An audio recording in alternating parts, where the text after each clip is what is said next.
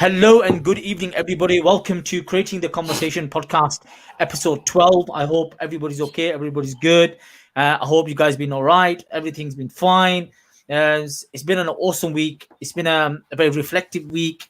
Of course, under the second lockdown, national lockdown, a lot has happened. Again, of course, there's a lot of individuals that have been impacted by this, families, friends, colleagues, and etc.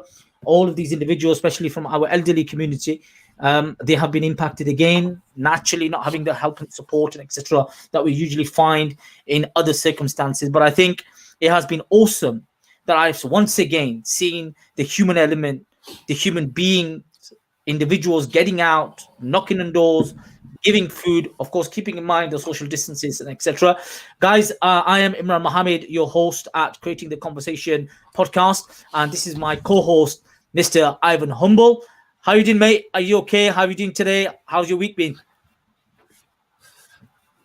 Hello, everyone. Yeah, I'm good. My week's been all right. Been an easy-ish one, so just chilled out this week. Not a lot else to do, really, is there, really, when you think about it? No, I don't disagree. I think sometimes, yeah, of course, I think sometimes you need the easy one as well, because continuously you're running, you're doing different work, and there's always a lot of burden and issues going on. Do you understand? But I think under the circumstances, our families also need us. And I know the type of person you are. You tend to go around. There's a lot of work on your head as well, on your shoulders. But God bless you, mate. May God Almighty, give you strength in these times of trials and tribulations. So I hope you stay safe. You understand, yourself and your family, mate. It's been, like I said, it's been an amazing week. It's a week of remembrance. It's a week of where we reflect over a very significant part of our history. In fact, global history, and predominantly it's European history, which in fact dragged in many other nations. Of course, we are talking about the First World War, and today's program, which we are calling Forgotten Heroes and the Legacy of Voluntary Amnesia. Now, our intention today is to talk about those hidden heroes, those individuals that usually are not talked about, not spoken about when it comes down to, this particular conflict and other conflicts that happen in history. And there is a tendency to forget, this tendency not to mention, all right, certain parts of history. And that becomes a problem. It becomes an issue. Ivan, my man, Forgotten Heroes and the Legacy of Voluntary Amnesia. Hit me with it, mate. What's on your mind? So much on my mind, really. There's lots to say. We're going to be talking more about the non-white contribution. Do you know what I mean? I was lucky enough I think it was 2017 now, I was lucky enough to be part of the first Tour de France Battlegrounds, but as part of the Muslim contribution. So I went over there and spent, I think it was 2 days. Wow. It was a non-stop adventure, do you know what I mean? We covered so many miles that day, in and out of different places. We saw loads, but it's an eye-opener as well, because I guess even me, I didn't realise how much shared history we had. Which is very powerful, because this is one of the images. This is one of the images. Yeah, this is one of the monuments there. Yeah, one of the monuments, yeah. So we're going to talk about that today. We're going to discuss that, because the thing is, what tends to happen, Ivan, one of our biggest problems is that as people who live in Britain, and I'm this color, I'm from a particular religion and faith, but I live here, I'm third, fourth generation in this country. Now, the homeland that I'm from, or the original country that I'm from, people forget that Britain had ruled over India and them particular lands for nearly 200 years. For nearly 200 years. And when the British spoke about the motherland, what it meant was Britain, here. England, Scotland, Wales, Ireland, Northern Ireland, etc. That's what it was considered as. And a lot of people from the subcontinent, people from the West Indies, for them, this was the motherland. This is what they were informed about. This is what they were told about, right? So this is the land for centuries. May that be, it was definitely not voluntary that they became British. It was through a particular process. It was a process of imperialization. It was a process of colonization. Okay, that happened. That's historically wrong, false. We could argue that. Maybe that's a different show at a different time. But I think it's important to acknowledge that fact and then understand that there was nearly hundreds of years, 200 to 300 years. And in the case of Jamaica, in fact, Jamaica was under English rule, English power, even before Scotland and Wales came under the Union. People forget that. A lot of us don't have that in our knowledge or within our history. So when we talk about certain significant events, Ivan, we speak about, historical significant accounts that take place. And then for some odd reason, voluntary or not voluntary, we tend to forget them, forget those individuals, those people, those cultures, those religions that had a significant part to play in achieving a particular goal. In the case of First World War and the Second World War, etc., and other conflicts that have taken place, it's really sad sometimes, because when the participation, the real, engagement of these nations and these people is forgotten, then suddenly we start feeling, 1 minute, you told us about this country, you came to our lands, right? You came to my forefathers' homeland, and you took them from there, you brought them here, or you told them about Britain, you told them about England, you told them about this place. Suddenly we turn up, and now we're the other. But we, right or wrong, look, this is open for debate. I know there's opinions from one side of the spectrum to the other side of the spectrum, right or wrong, or good or bad. We can argue what is Britishness, what is to be a Briton, right? Yeah. Is it right to say that I'm British whilst knowing all the good, bad, and the ugly of the history? All right, that is an open debate, and I think that's a debate and discussion that we need, Ivan. But I think when people like me, people from my faith, my background, or people from Eastern or even Western, in the case of the West Indies, or from Africa, etc., which were colonies of Britain, where they suddenly are wiped out of history or forgotten, it hurts. It hurts us. Now, I don't know what your feelings are about that, but if I say to you, mate, right, that your forefathers had nothing to do with this, okay, nothing to do with our freedom, nothing to do with our existence, nothing to do with where we are today, how are you going to feel? How would you feel? Probably angry. You'd be angry. Angry and upset, I guess. Which tends to be the first start. It's your first reaction, isn't it? It's a natural reaction, is to be angry. And I think for a long period of time, there was a tendency to forget that. For a long period of time, tendency to not discuss that. And that has become a problem. Like I said, right or wrong or good or bad, we can talk about, the First World War. What was the main origins of the war? Was it noble? Was it honorable? Was it for the right reasons? Hopefully we will talk about that in more detail, and hopefully coming week we're having some, hopefully we get someone, all right, individual, we're going to invite down to discuss and converse about that and really get to the bottom of what was the reality of the war itself. But the thing is, and Ivan, and let's get this straight, this particular conflict was a bloody conflict. On the 28th of July 1914, this conflict started, and thank God it ended in 11th of November 1918. 4 years, 3 months, and 2 weeks. That's how long it took. Nearly, and let me share this with our viewers and with our listeners and people who are going to come and have a peek in the future as well, that this is the numbers. This is the impact of this particular war that took place. And let me be clear, what is war good for? Nothing. What is war good for? Nothing. And that's the reality, and especially the warfare that we go into, the type of war that we tend to wage on others. All right, it's about what? We're sitting in our homes, we use drones, and we kill people and harm people which we have no connection and we have no human contact with. The total number of military and civilian casualties, Ivan Maman, in World War I was about 40 million. What? 40 million. Estimates range from around 15 to 22 million deaths and about 23 million wounded military personnel. Military personnel. Now, this is real stuff. All right. Now, this is the reality of what had happened. Now, we can't forget this. You know, there's one in every single video that has ever been made, or any report that you read on regarding this, any type of memorial, handout that you see, least we forget. Yeah. And for me, when we look back at conflicts, Ivan, it's about learning. Hey, hell, don't do that again.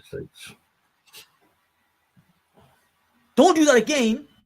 Look what human beings are capable of. We are capable of some horrific things from our hands. It's unbelievable, my man. Unbelievable. Now, Ivan, I want to say to you. Go for it, lad. It's scary numbers, isn't it? 40 million is a lot of people, isn't it? It's like 40 Manchesters, isn't it? Because Manchester's got about 1 million people live there, isn't it? That's a lot of people, man. You just can't imagine it, really, can you? Do you know what I mean? Yeah. But that's the reality. It happened. High number. Yeah. I know. I've been to the battlegrounds and I've seen grave upon grave upon graveyard. Do you know what I mean? It was quite sombering, really, to see how vast it was. It was like the area of France we went to. We must have travelled nearly all that area, I reckon. We drove for miles and we see lots of different things. This was a little cemetery topped off there, and that's me standing. I was reading the gravestones in there from soldiers from the Suffolk Regiment. Oh, wow. So I kind of got a little connection there because I'm from Suffolk. Do you know what I mean? So seeing something like that, it gave me a little bit of a connection. Because to be honest, when I went over there, I thought, oh, this could be Muslim this, Muslim that. Do you know what I mean? I wouldn't really have no real connection to it. So you're saying, but Ivan, you said Muslim this. You said Muslim this, Muslim that. So who did you go with?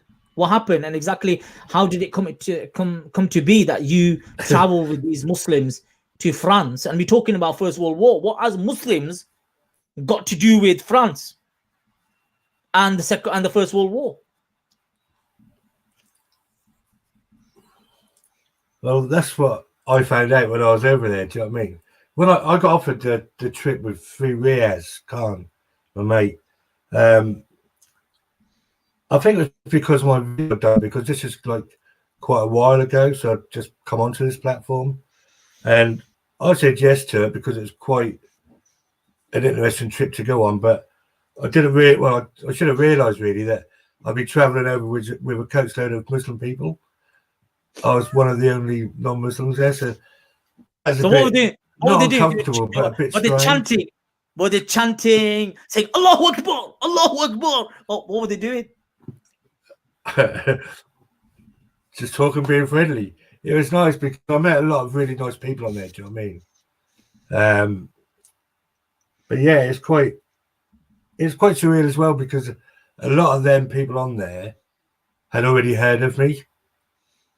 So it's a bit surreal that they were coming up to me saying, "How you doing, Ivan?" I was thinking, "Who are you? I don't know you." Or if I have met you, I don't remember because I've met loads of people. Do you know what I mean? So that's quite surreal. But yeah, it's really an eye-opener. So where was this then? This is in a mosque in France. Yeah, I can't remember the name of it.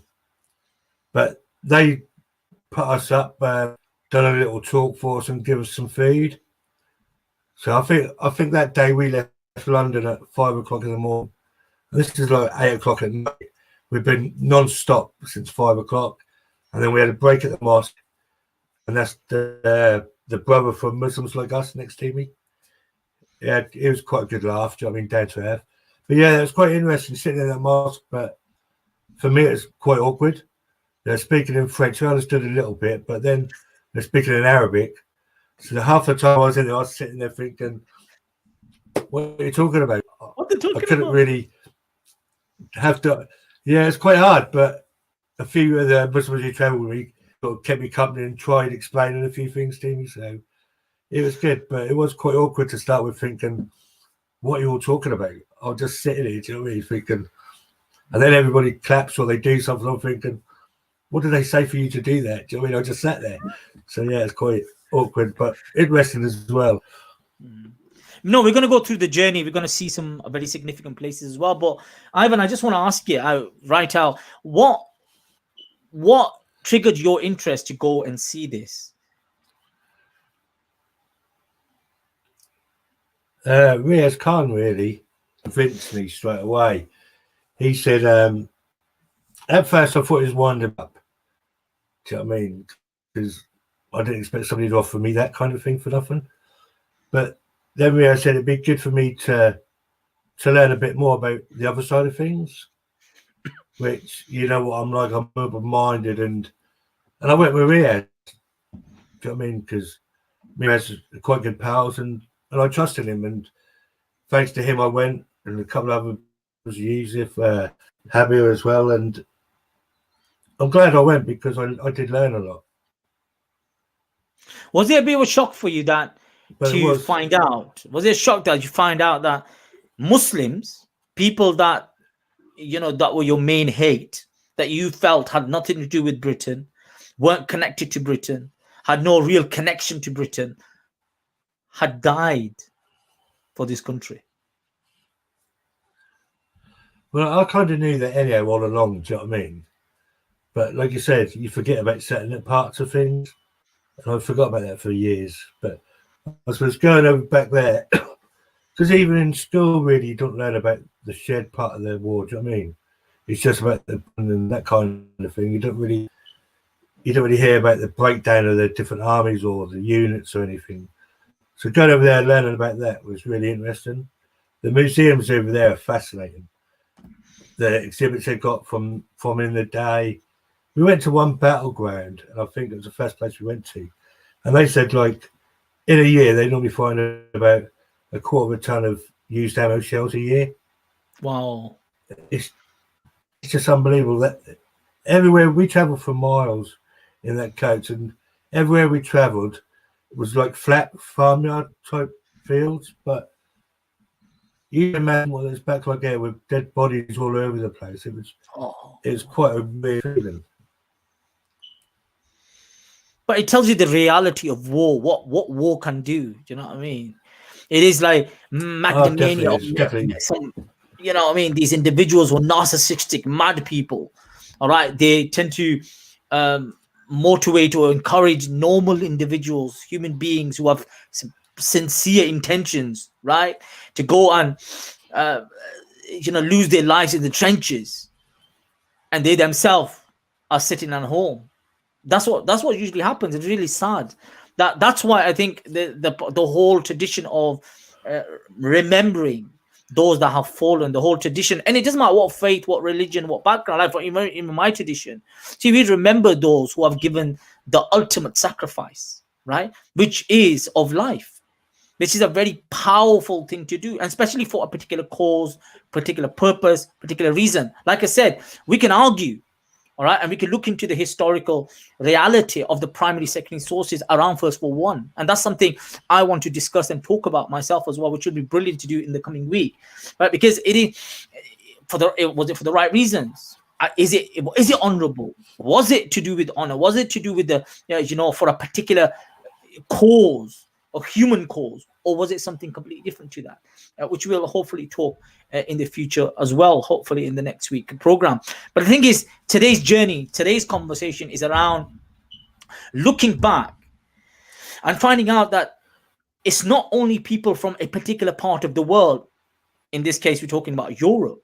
People from communities which are white had only fought for their countries and lost their lives. There were individuals who were part of the empires and massive empires. That's what it was. It was imperialism. It was about colonialism. That's the period we are talking about. And there were people that were colonized. There were people who were a part of empires who were not of the same religion, of the same color, of the same, traditions, but they fought for liberty, right? Like I said, we can argue what that was, but at this moment, it's essential. The ones that have fallen, they are people, individuals that are significant to us. They did this for a particular reason. So, Ivan, coming back to your journey to France and taking this journey, and of course, physically seeing that these individuals who were Muslims, who were part of probably the Sikh tradition, people who were from Hindu tradition, because it's not only Muslims, all right, that participated in this. There were individuals from all, there were people from all over the place. And that's correct. I mean, the one thing that I did learn from back then was this of them we see nowadays. It wasn't around back then. It was really strange because I remember when me and Reyes were having a play about in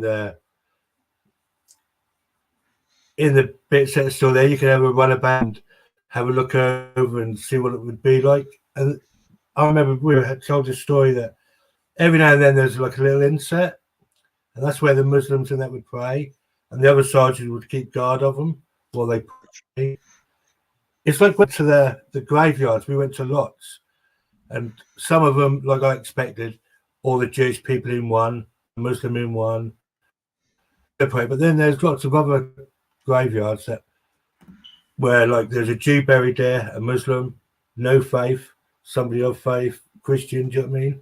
All mingled in. And I sort of, well, me and Reyes both sort of said, I wonder why that was. We'd been to. And they said that the soldiers actually wrote letters to say they wanted to be buried with their brothers who had been their family for so long. Oh, wow. They didn't want to be buried separated. They wanted to be buried with the people they died with.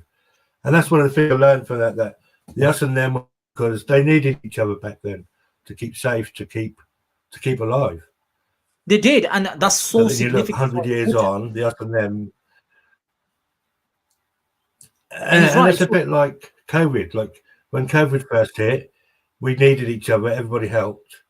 Now the division's back again. We just can't seem to maintain that connection for longer than we normally do. You know what I mean? Problem. No, that's why a reminder is important. I've put in so many gravestones. That's why it is important to be reminded of, the human element, to be reminded of, historically that this has happened. And that's why I can fully understand why year in, year out, on the 11th of the 11th month at 11 o'clock, that everyone just stops and reflects. Because the truth is, it was sad. It was a sad shared experience, right? It was a loss of life, significant life. But these individuals of different faith, different religion, different background, different ideologies, maybe different nations, and etc., they stood together. They fought together, regardless of who they were. And that's a reality that needs to be discussed and talked about. Like I said, we can debate if it was right or wrong, but it happened. Now, this is an image of one of the cemeteries in France, right? And as you just said, like just literally right at the back there, all crosses. Right in front. Of course, these are of Muslim graves. You see what it is? It's in the same graveyard. And these are soldiers that had fought together. This is reality. This is a living example, or an example, or a lesson for living human beings. That these are people who fought side by side, right? Shoulder to shoulder, for the country that we live in, for the liberties that we have, etc., etc. So, Ivan, coming back to this particular journey of yours, I know you come from a particular background. You come from a background where you had been in a particular organization who had genuine hate, and the main hate were Muslims. People had who believed in Allah, who said Prophet Muhammad, peace be upon him, is their prophet. All right, they believed in the word of the Quran. Let me ask you this. I understand, like you said, that you knew heart in heart that these Muslims or Sikhs or these Hindus or whoever they were had participated in the liberty or the freedom of Britain from within this particular conflict, as you say. But when you saw it, when it was in front of you, these graves of different traditions, how did it make you feel? What did you think? I know, blank for a little while. Do you know what I mean? Because there's so many graves in each of the graveyards. The graveyards weren't little ones. Do you know what I mean? They were like fields. Everywhere we went, everywhere you drove, you could see another graveyard. It was unbelievable. Just somber, I guess. Do you know what I mean? Just really reflective. Because everywhere you're driving, like when you're driving from one place to the next, you're trying to imagine what it was like looking out the window, if you know what I mean. You're trying to picture, I don't know, like what you see in a film, I guess. It was just unbelievable.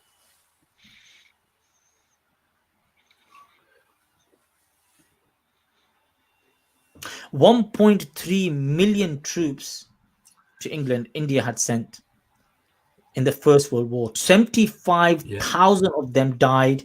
40% were Muslim soldiers. That's a reality. These numbers are real. Yeah.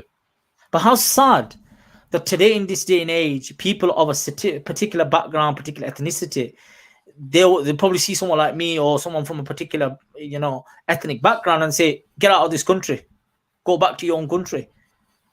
One of the things that came out of the whole Windrush scandal was that the Windrush generation, they said, we had come to this country, we had fought for this country. You understand? We had given life, our family members had given life for this country. When we came into the country, we were treated as the other. We were treated as, in fact, a lot of the Windrush generation that came from South America or the West Indies, they were middle class. They were fairly well off individuals, even though they were colored, but they were British in every sense of that word.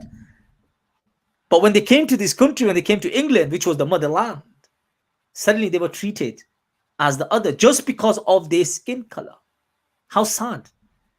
And I want to put that out there, as a majority white community, right? I get it. Only 14-15% are ethnic minorities. And I know not a lot of people have day-to-day interactions with people like that. But I think, if not today, when are the English people, English natives, going to start realizing that we're the ones who colonized, we're the ones who went out there, and we're the ones who told them about Britain? When are they going to realize that? When are they going to say, you know what? This is a shared experience. I don't know, but yeah, I think nowadays a lot more people are realizing that. Do you know what I mean? Because there's a lot more people vocal about it now, about different groups who fought in the war now. Do you know what I mean? So it's talked about more. Before it wasn't talked about again. Like I said, I don't really do much of that.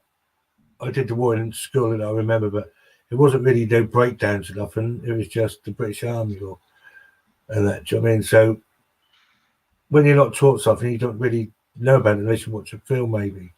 And then it's a film, you don't probably believe the film, because some films are make believe, aren't they? Do you know what I mean? So I don't think it's because on purpose. It's just because some of us never learnt about it, so we don't realise it's there until you, like I did, see it for yourself. Do you know what I mean? And there's a very powerful thing. There's a very powerful thing that you've done. You went out of your way to learn, to seek. And I think that's credit to you, mate. And I think a lot of people, a lot of individuals, even myself, we could learn from this. That sometimes the people that you fear or the people that you may see as your enemies, it'll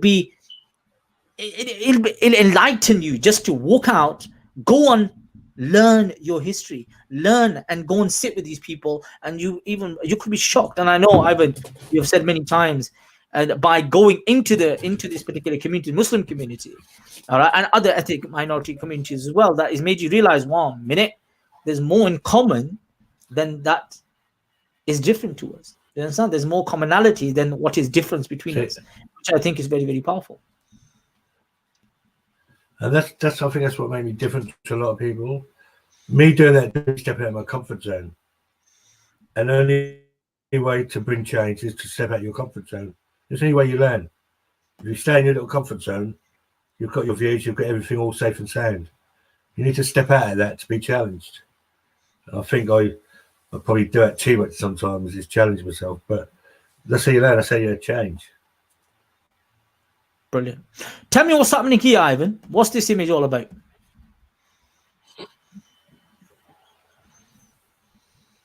Oh, I done an interview over there. Yeah, I got interviewed by I think it was the Islam channel. There was one of their, or a couple of them on the bus with us. Yeah, I got interviewed because I guess like we're talking about my past and what I got out of it and what did I learn. And I remember the one thing I did say there was about the us and them all the way through that trip. I learned more and more that there wasn't no us and them. We needed each other, and that's one thing I took away from that is the understanding of that shared history. And yeah, it was really cold that day as well. I remember it looks nice, but trust me, it was freezing. It was like November. It was freezing cold. Everywhere was open as well, so the wind was blowing. Yeah, it was really cold. Awesome. I want to bring in something. That was again at a cemetery. Do you know what I mean? I want to bring in something which you indicated towards, and I think hopefully will be interesting conversation for our viewers as well. And it's this image here. So tell me what's going on, mate.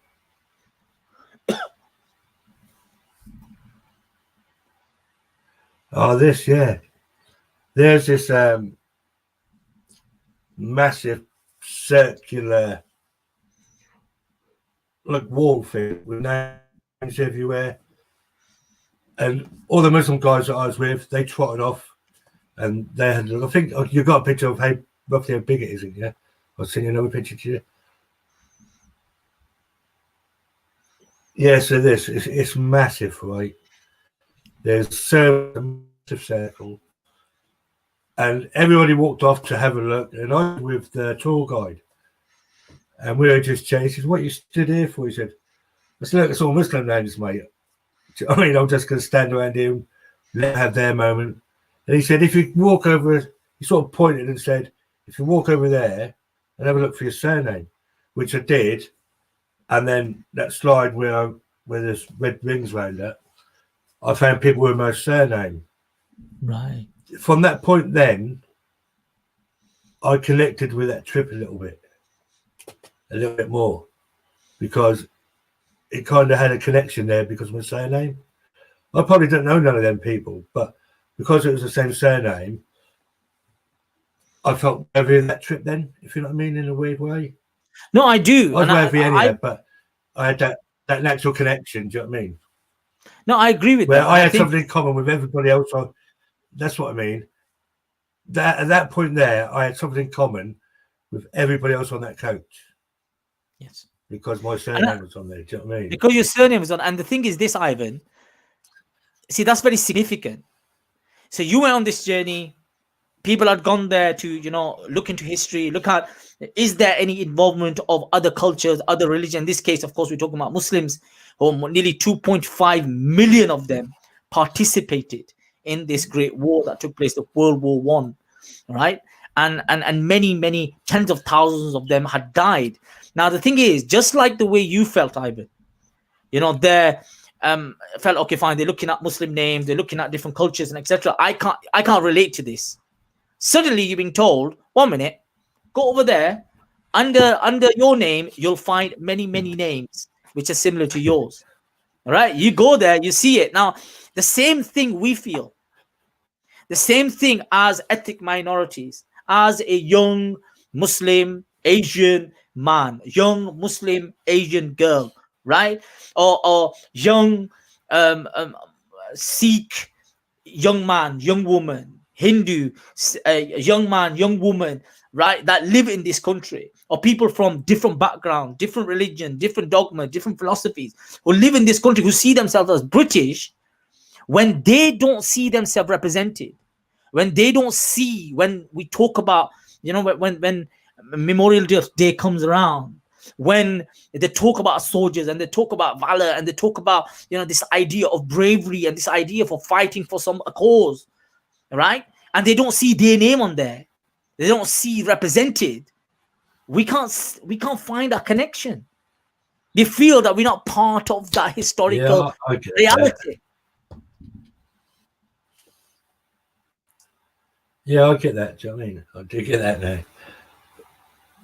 But I never used to until that happened. It was crazy. I even said to Riaz, my surname's up there.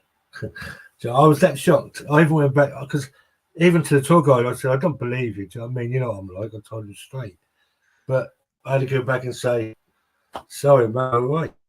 It was a different trip from then on, I think. I looked at things differently then a bit more. And probably enjoyed it a bit more as well, if I'm honest. And you did, because it became real to you. Yeah. We started doing museums and it was warmer. So, yeah. That's the truth, really. Inside, that's what it was. Honestly, some of the museums over there are awesome. Some of the stuff they've got inside that you'd never see anywhere else. Do you know what I mean? It's amazing.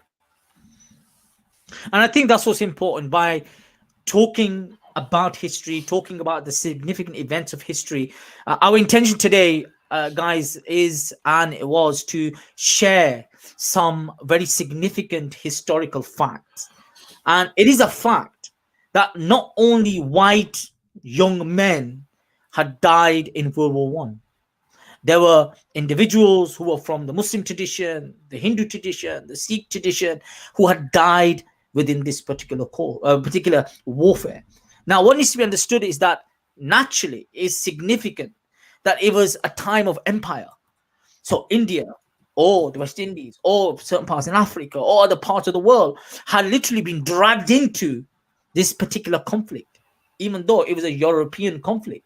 That's the reality of the facts that we know about what happened. It was a European conflict, right? But everyone got dragged in because we were connected through that particular idea of, okay, fine, they've come, they've taken over, we are British now, or we are Dutch now, or we are German now, or we are whatever now. And under that particular format and structure of the world, right, we were also part and parcel of the conflict. So what needs to be realized is, as being individuals in this country, you may be Pakistani, you may be Indian, you may be Bangladeshi, you may be, someone from the West Indies, you may be from any part of the world.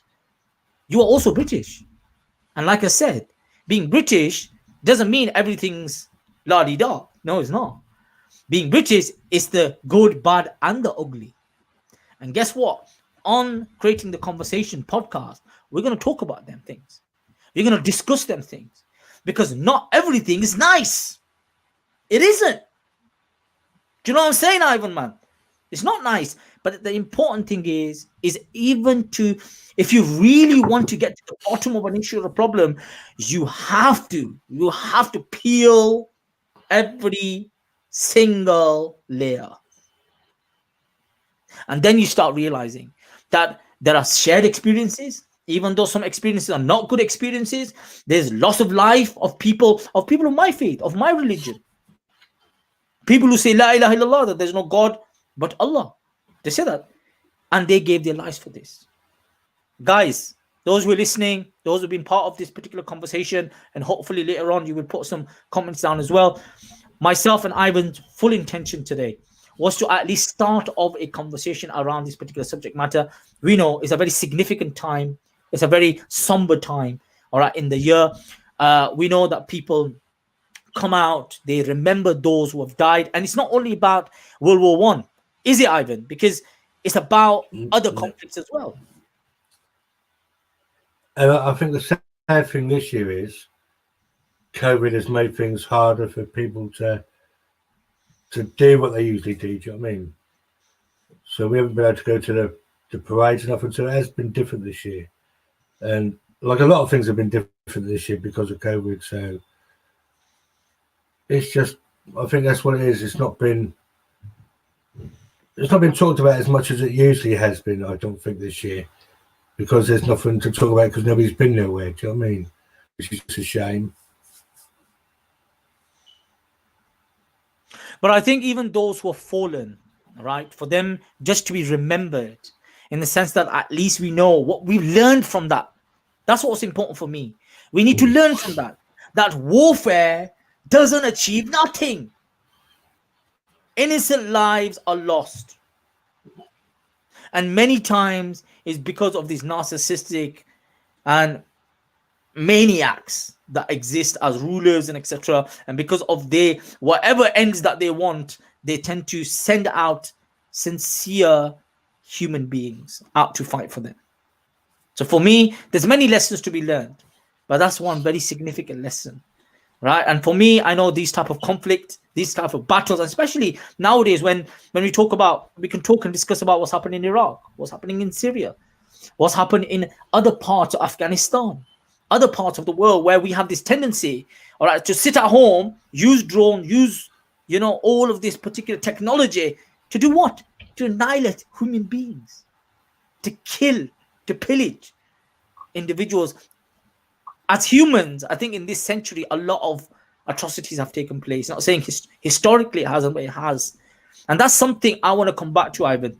You know, later on, hopefully next week, we can talk in more detail about World War One, some significant realities and the truths of primary, secondary sources, and discuss, is this the way to go? This is through, is it through war that we're going to find peace? No, we're not.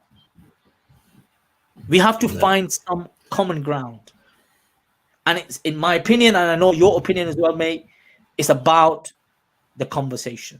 Let's talk, let's discuss, let's make this an opportunity and platforms for us to find out, even though we have differences, even though apparently we may be whatever, but we'll be shocked if we look slightly into our history, how many things are common between us.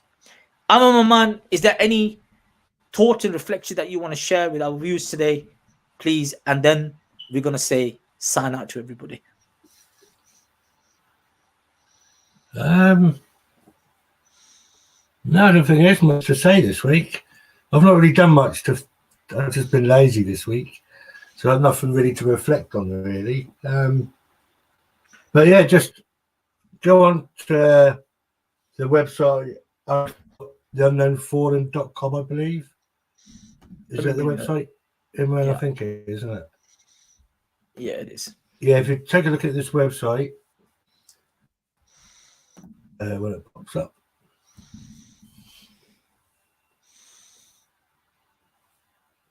Yeah, if you go onto this website, Unknown Fallen, it goes into a lot of detail about the trip and some of the stories from back then. And they do sell a book that I have a copy here. Probably on camera. And it's the Global Allied Muslim Contribution in the First World War. All different stories and unseen letters that they've found after research and all. But definitely worth a little look at the site.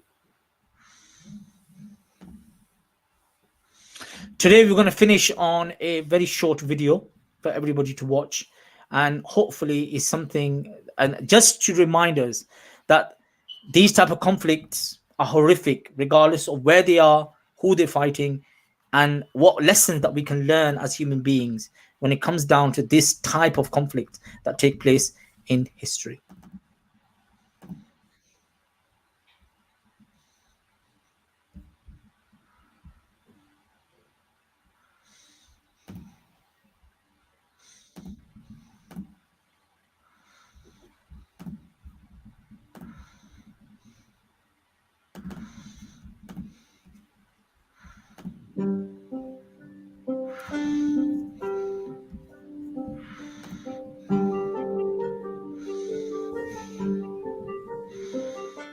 Certain far-right extremists and others who might sympathise with them deny that Muslims have played a part in the security and history of Europe since the First World War. And of course, this is an inconvenient truth to them. But this also challenges the narrative pushed by a lot of religious extremists who want to say that Islam and the West represent a clash of civilizations and that we can't get along. When in truth, what we found in the trenches is that all of these soldiers from different faith backgrounds, nations and cultures got along perfectly well.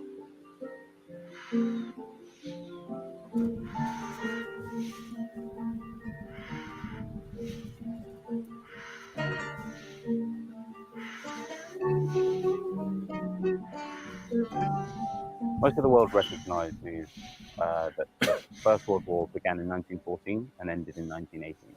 However, our research shows that the battles and skirmishes that the colonial troops were involved in continued for another year. And so we think it's about time to recognize that actually a centenary of the First World War doesn't end until 2019, at least not for the colonial troops. And so it's an opportunity to have this discussion about how we remember the First World War and how we remember the contribution of those to the war. I hate Muslims. All Muslims are control groomers. All Muslims are terrorists. In Germany, there was a prisoner of war camp where the first mosque was built. This was in a town called Zossen. The purpose of the mosque was to try and brainwash the Muslim soldiers who were fighting for the Allies in order to get them to change sides and fight for the Ottomans. But what's remarkable is less than 3% of the Muslim soldiers that were captured in these prisoner of war camps actually changed sides, because principles of loyalty and commitment are things that Muslims hold very dear.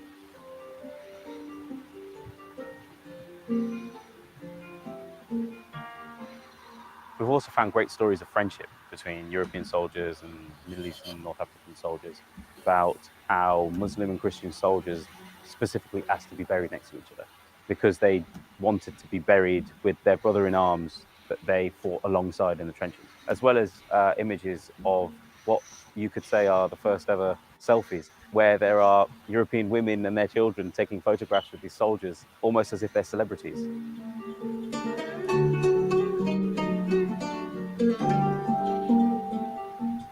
So while our project focuses on the Muslim contribution, we'd like to remind people that actually this is a story about revealing the diversity in the First World War, pay proper tribute to all of those who contributed.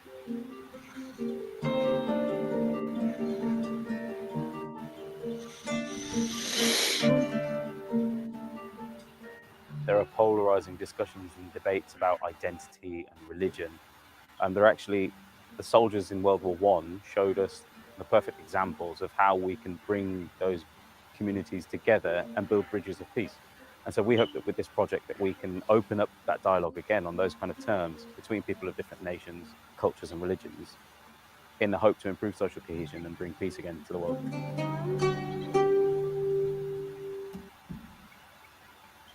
That was a very powerful piece of footage there. And I think it's something very, very significant, right? And a quick snapshot of what some of the points that we have touched on and discussed. I know Ivan's own journey into France and going and seeing these significant places where soldiers had fallen. And today you've heard it here, and I hope this starts of a conversation of commonality and look at shared experiences as our forefathers had fought together side by side. Ladies and gentlemen, it's been an honor. It's been a slightly different type of mood today.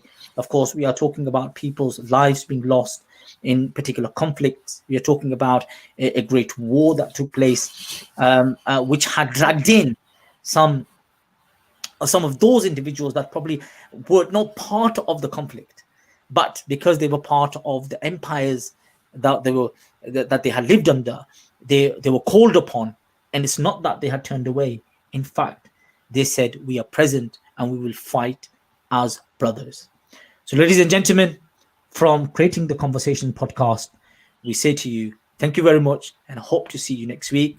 God bless. Signing out. Safe.